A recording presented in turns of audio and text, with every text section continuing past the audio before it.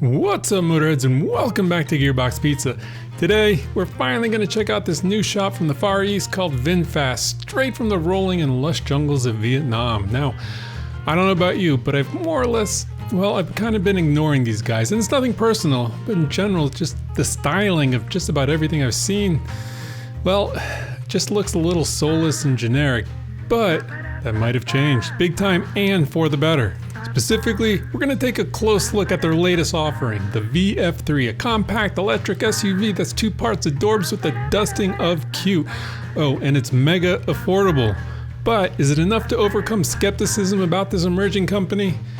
Let's find out. But first, who exactly are these dudes? So, VinFast, founded in 2017 as a subsidiary of Vin Group, Vietnam's largest private enterprise, they made a relatively boring entrance into the automotive industry.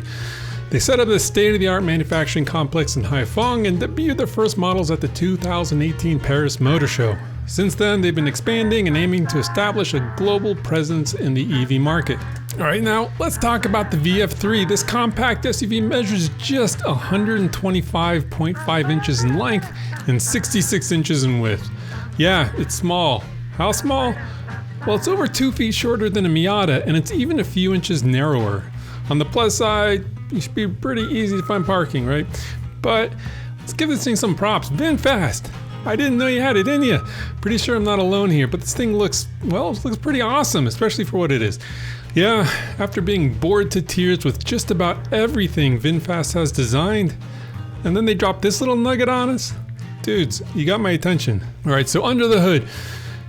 Should we even be saying under the hood anymore when it comes to EVs? I don't know, whatever. Anyway, the VF3 isn't going to be shredding any Hellcats at your local quarter-mile hangout with, its equipped rear-mounted electric motor delivering a whopping 43 horsepower and 81 pound-feet of torque.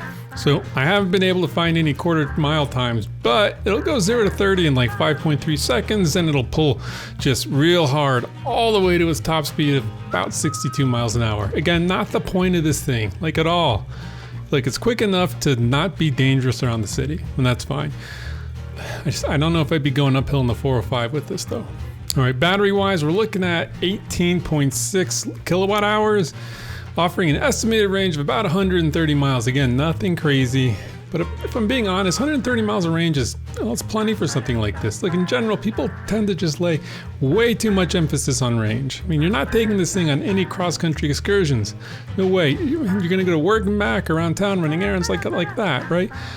Anyway, more than enough range. Also, small batteries and efficient EVs, they generally give you way more miles per charge hour, so keep that in mind. Alright, look, so it's a bit slow and it can't go all that far and it's tiny. I mean, it does look to have 4 seats, but I mean, so does 911 if you know what I mean. But here's the exciting part, the really exciting part. While US pricing hasn't been officially announced, reports suggest it could actually start under $20,000. Yes, $20,000. I mean, just a few weeks ago, we covered a city scooter that cost 10 grand. So for twice that, you get a real, I guess a pretty real car.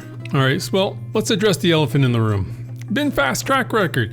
The company has ambitious plans, including building a second production plant in Vietnam to double its output capacity. However, they're facing challenges such as delaying their US factory launch to 2028 due to what they're calling market uncertainties.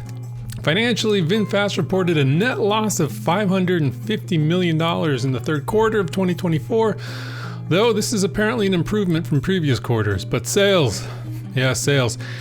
Here's what the real problem is, not manufacturing ability. In the first 9 months of 2024, VinFast only delivered about 45,000 cars with a target of 80,000 cars. These numbers are actually up though from the 35,000 vehicles they sold in 2022. So it really seems like there's more of a demand issue than anything else. But the good news here is that the absolute best way to turn that around is by design. Create something people want, that they're passionate about, at a good price, and you'll sell every one you can make. And the VF3, it might be it. Bottom line, VinFast, they just needed to do something. I mean, their offerings so far haven't been all that inspiring, but it often only takes one hit to turn things around. And the VF3, it's not going to be for everyone. It's slow and it's small, but it's also cool and it's cheap. And in the history of automotive business, those companies who have managed to pull off the whole cool and cheap thing, they've gone on to do some really, really good stuff. But this can't be it. VinFast will need to take what they've learned here and start applying that thinking across their full suite of offerings. Will they make it? Yeah, I don't know. But the VF3 is a step in the right direction.